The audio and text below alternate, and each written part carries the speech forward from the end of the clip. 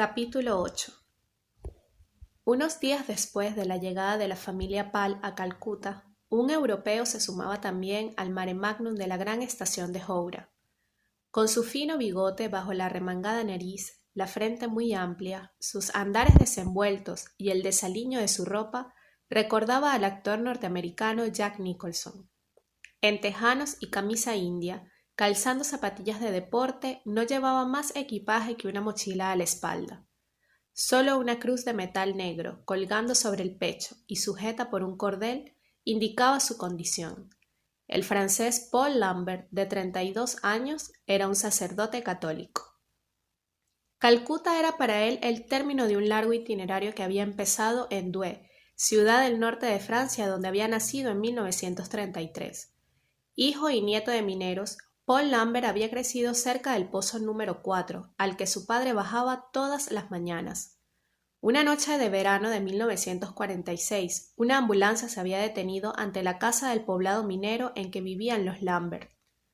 Paul vio bajar a su padre sostenido por dos enfermeros, con la cabeza envuelta en vendajes. Era el verano de la gran huelga de la cuenca hullera. Durante los violentos enfrentamientos entre mineros y fuerzas del orden, el padre de Paul Lambert había sufrido quemaduras en la cara y había perdido un ojo. Este traumatismo transformó a aquel hombre tranquilo y profundamente creyente. Se negó a aceptar aquella prueba y se refugió en una rebeldía activa, radical, desesperada. El que fue antiguo militante de la Acción Católica Obrera pasó a engrosar las filas de la Liga Marxista Revolucionaria, una organización de extrema izquierda. Reconocible desde lejos por el parche que le tapaba un ojo, le apodaron el Pirata. Se mezcló en graves incidentes, se habló de terrorismo obrero y fue detenido. Unos días más tarde, el alcalde de la localidad informó a la madre de Paul, una flamenca dulce y generosa, que su marido se había ahorcado en su celda.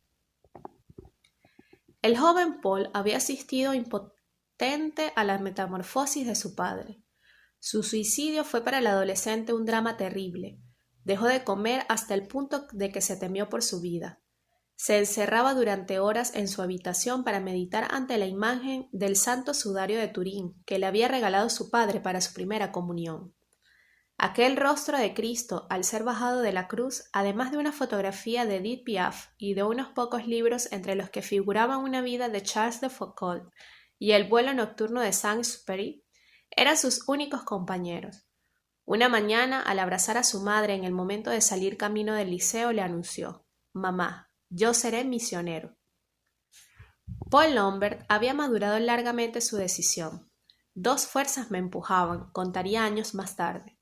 La necesidad de alejarme después de la muerte de mi padre, pero sobre todo el deseo de conseguir por otros medios lo que él había intentado por la violencia. Nuevos inmigrantes trabajaban por esa época en las minas del norte, magrebíes, senegaleses, turcos, yugoslavos. Mi padre los había incorporado a su organización revolucionaria. Esta se convirtió en su familia, y él un poco en su padre. Algunos al salir de los pozos pasaban la velada en casa. Entonces aún no existía la televisión, se discutía. De todo, pero sobre todo de justicia, de solidaridad, de fraternidad, lo que más necesitaban. Un día un senegalés interpeló a mi padre. «Tú siempre dices que estás cerca de nosotros, pero en realidad no sabes nada de nosotros. ¿Por qué no vas a vivir un tiempo en nuestros barrios de chabolas y en nuestros campos pobres de África? Comprenderías mejor por qué tuvimos que irnos de allí y venir a picar piedra durante todo el día en el fondo de una mina». Nunca lo he podido olvidar. La reflexión de aquel africano marcó profundamente al muchacho. Unos años antes, durante el cruel verano de 1940, le había impresionado el espectáculo del éxodo de los belgas que huían ante los ejércitos alemanes por la carretera que pasaba por detrás del poblado minero. Al salir de la escuela, corría a dar de beber a aquellos desdichados. Más tarde asistió a las redadas de niños judíos que hacían los nazis. Junto con sus padres arrojaba por encima de las alambradas pan y queso de su propia ración. Durante toda la guerra, aquella familia de obreros se privó de muchas cosas para compartir y aliviar. Su vocación de servir a los demás, de la rebeldía contra la injusticia y de la vida de amor y de participación en la que había crecido. Cuando se fue del poblado, pasó 3 años en el seminario menor de Lila. La enseñanza religiosa que recibió allí le pareció muy alejada de las urgencias cotidianas, pero el estudio a fondo del Evangelio le confirmó en su voluntad de compartir la suerte de los pobres.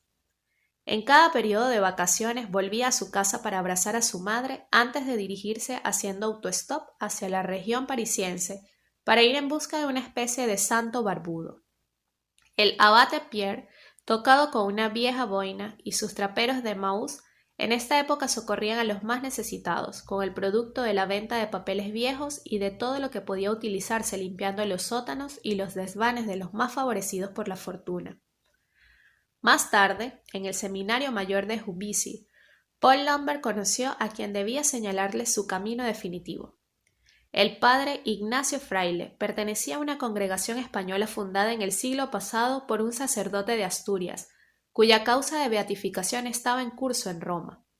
La Hermandad de San Vicente agrupaba religiosos y a laicos consagrados que hacían votos de pobreza, castidad, obediencia y caridad para vivir con los más pobres y más necesitados allí donde se encuentren, compartir su vida y morir con ellos.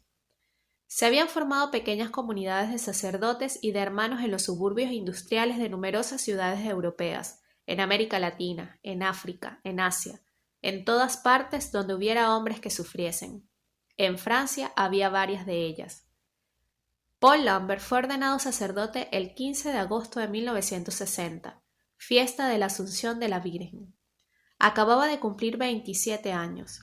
Aquella misma noche tomó el tren para Douai a fin de pasar unas horas al lado de su madre, hospitalizada desde hacía 3 meses por trastornos cardíacos. Antes de abrazar por última vez a su hijo, ésta le entregó una caja cuidadosamente envuelta. Sobre una capa de algodón contenía una cruz de metal negro que llevaba grabadas las 2 fechas de su nacimiento y de su ordenación.